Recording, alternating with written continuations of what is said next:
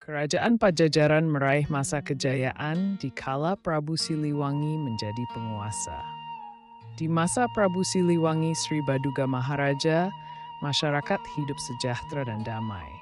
Prabu Siliwangi memerintah di Kerajaan Pajajaran sebagai raja yang memiliki legitimasi kuat. Disebut raja memiliki legitimasi dan kekuatan untuk memutuskan sesuatu. Prabu Siliwangi yang menjabat sebagai Raja Pajajaran memegang kendali penuh dari sistem pemerintahan.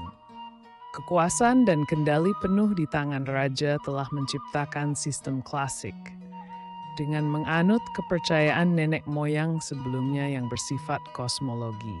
Dalam konsep kosmologi terdapat satu keyakinan bahwa keselarasan antara kerajaan dan jagat raya dapat diraih dengan menyusun konsep kerajaan sebagai gambaran dunia dan seisinya dalam lingkup nilai. Bahan yang diterapkan setidaknya telah berjalan dengan baik dan sudah tentu ditopang sistem pertahanan dan keamanan yang baik pula.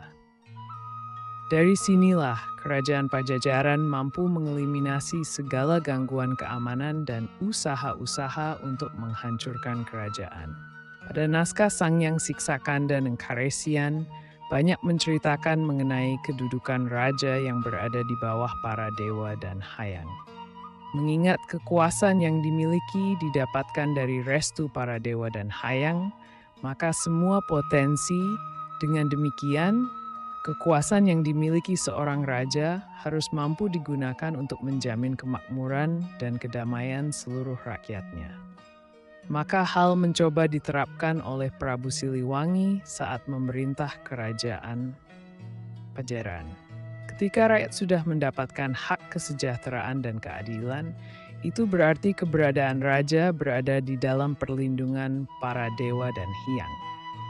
Tetapi sebaliknya, apabila sang raja tidak mampu memimpin kerajaan sehingga terjadi peperangan, pemberontakan, kekacauan, kelaparan, dan kejahatan moral semakin merajalela.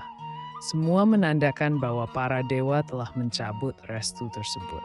Salah satu usaha kebijakan populer yang diputuskan Sri Baduga Maharaja adalah menciptakan parit besar yang mengitari ibu kota Pajajaran, Pakuan.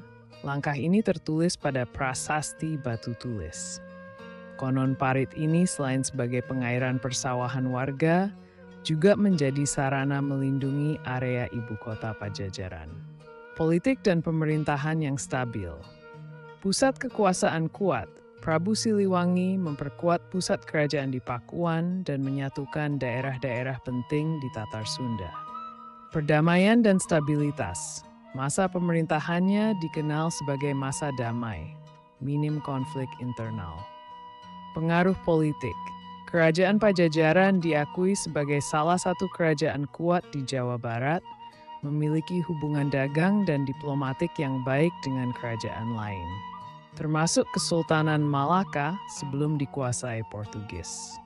Kemajuan ekonomi dan perdagangan Pajajaran menjadi pusat perdagangan rempah-rempah, kayu, emas, dan hasil bumi.